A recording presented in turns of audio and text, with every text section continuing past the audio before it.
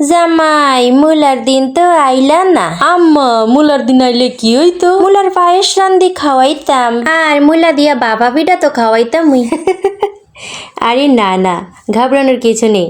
আমি আজকে রান্না করব রুই মাছ দিয়ে মূলা। তো আমি প্রথমে এই যে আলু মূলা আর হচ্ছে সিম এগুলো একটু ভাপ দিয়ে পানি ফেলে দিব, তা না হলে মূলা থেকে যে একটা বিচ্ছিরি মানে গন্ধ আসে ওইটা ভালো লাগে না। আর যদি এভাবে ভাপ দিয়ে পানিটা ফেলে দেন তাহলে রান্নাটা খুব মজা হয় আর খেতে খুব সুস্বাদু হয়।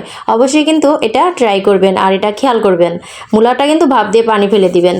আর এখানে আমি একটা প্যানে আমি আমার মাছগুলোকে ভেজে নিব।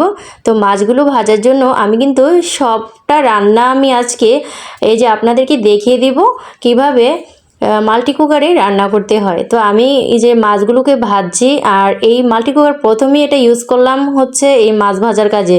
আর দেখেন মাছটা কিন্তু খুব সুন্দর করে উঠে আসছে।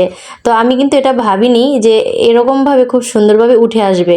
তো যাই হোক, খুব ভালো লাগলো। মাঝখানটা একটু উঁচু, এজন্য তেলটা চারপাশে চলে যায়। তো যাই হোক, আমি আমার কাজটা একবারে অল্প সময়ে করার জন্য মাঝখানে আমি খালি রাখবো না, সেখানে আমি পেঁয়াজ দিয়ে দিব। তো পেঁয়াজ পরিমাণ মতো দিয়ে দিয়েছি। আর আমার মাছটা যেহেতু ভাজা হয়ে গিয়েছে, এখন আমি মাছটা তুলে নিব। আর হাঁড়িটা যেহেতু বড় তাই পেঁয়াজটা খুব কম দেখা গেল, আমি কিন্তু পরিমাণ মতোই পেঁয়াজ দিয়েছি। আর সেই সাথে দিয়ে দিলাম 2 চামচ আদা রসুন পেস্ট।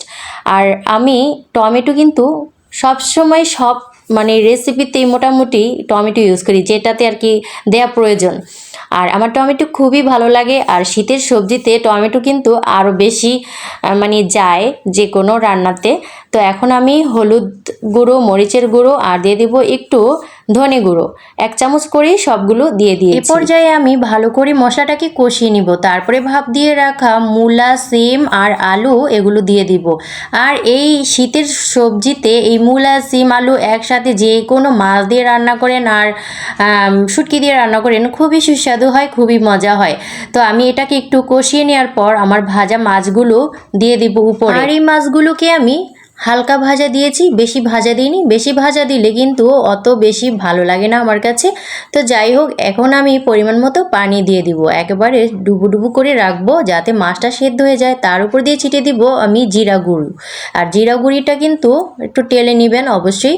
আর এই পর্যায়ে কিন্তু জিরা গুঁড়িটা দিলে মাছের যে আষ্টে গন্ধটা সেটা থাকে না, আর খেতে কিন্তু অসাধারণ লাগে। তো এখন একটু নাড়াচাড়া করে দিব। তো আমার কিন্তু রান্নাটা হয়ে গিয়েছে বন্ধুরা, দেখতেই পাচ্ছেন।